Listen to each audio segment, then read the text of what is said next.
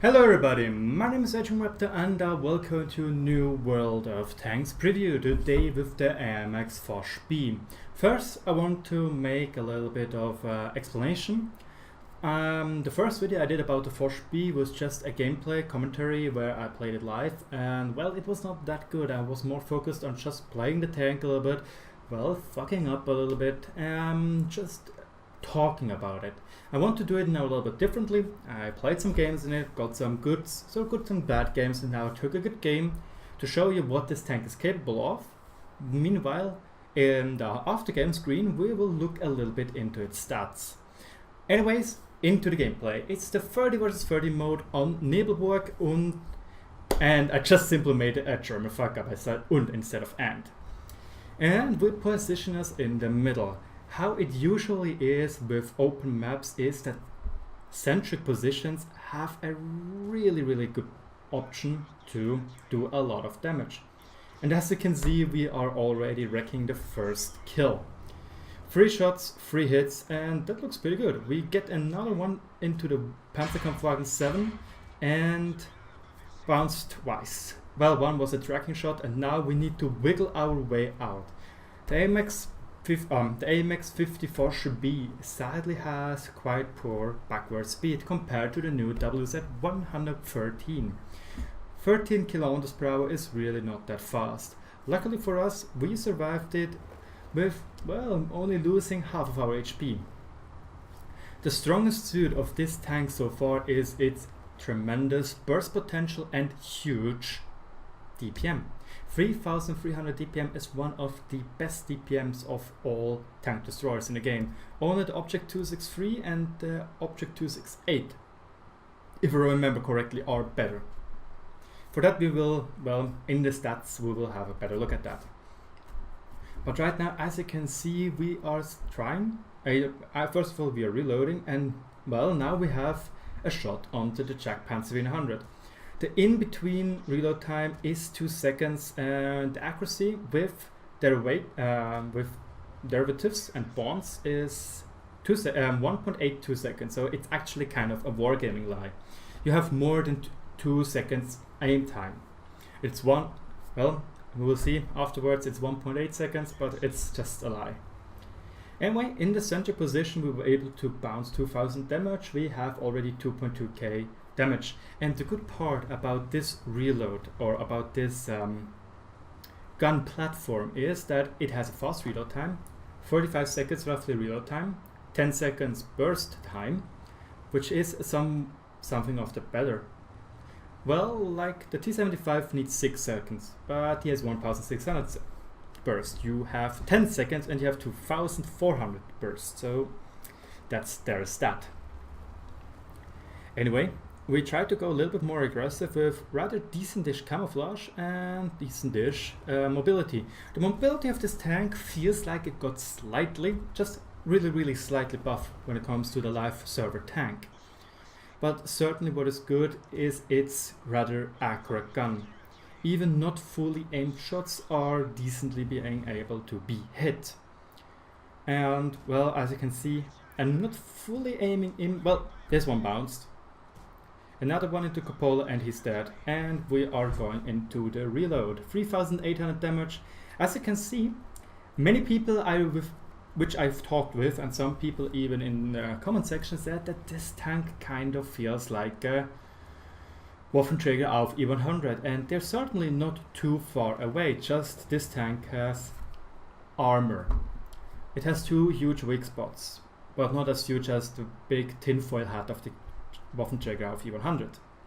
Anyway, as you can see, we're still camping in the back, camping in the middle basically, and try to get some shite shots in. Certainly this tank has a lot of damage potential, and I see, well, again, also some famed friends of mine said that this tank is really strong. The DPM of it is just horrendous.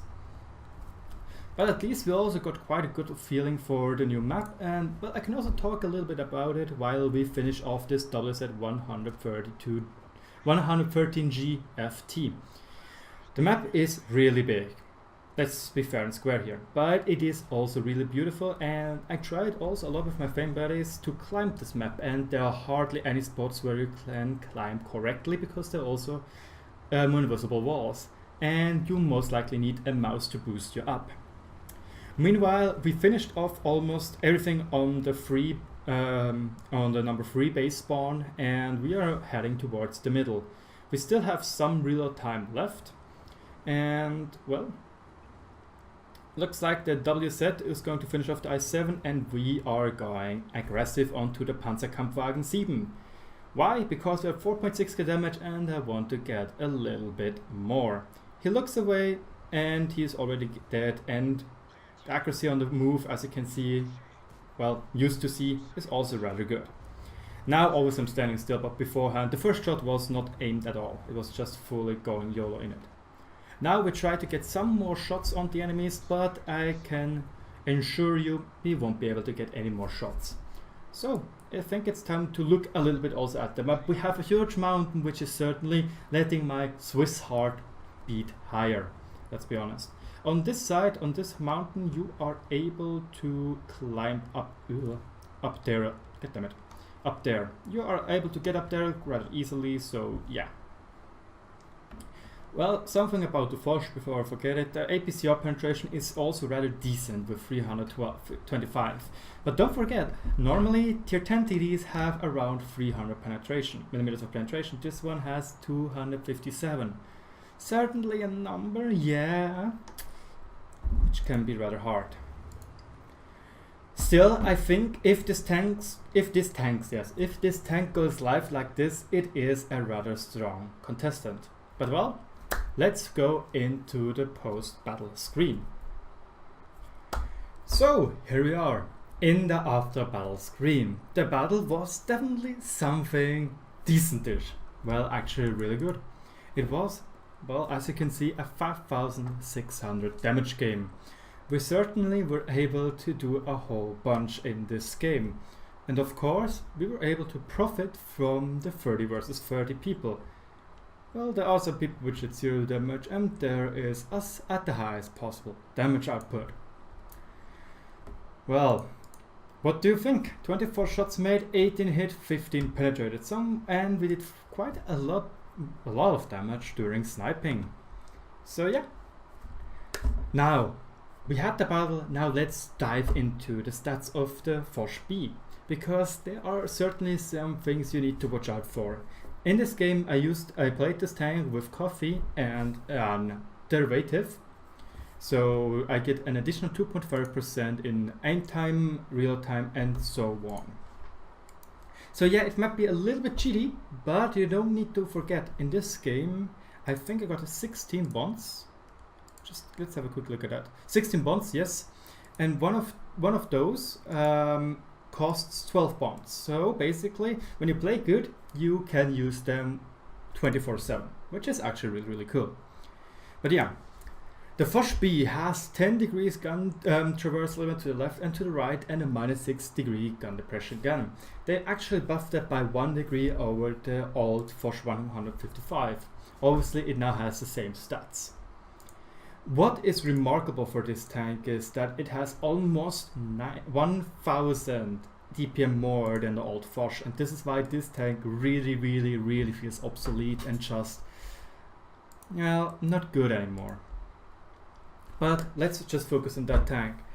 The good thing about, as you can see, here stands 1.82 seconds aim time, which is not definitely right, because you could see in the gameplay that if you shoot, you have 2 seconds in between reload, and you need to wait around 2.2 seconds to be fully aimed, so it's actually not quite true what they're saying here.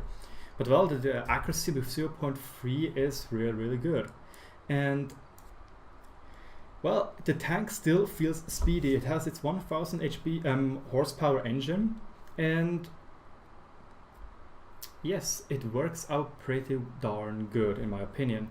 I think they actually also changed something on the soft stats to make this tank a little bit faster than it used to be. But yeah, in the end you also have 80mm of sidearm, which sometimes can bounce shots. I played today a game in the Foch 155 on 9.19.1, And well, there was a shot which penetrated my set in such a steep angle, it would have been a bounce for sure. But yeah, I hope you enjoyed this video. I hope you enjoyed the replay. If so, let me know in the comment section below. I got some negative feedback from the other game where I just spoke about the game in game, like I was playing and talking, so it was live commentary, and it was not a good game. I was just rambling about the tank. And well, here we go. I hope this replay is a little better for you. If so, let me know in the comment section below. And as always, good luck on the battlefield and thanks for watching.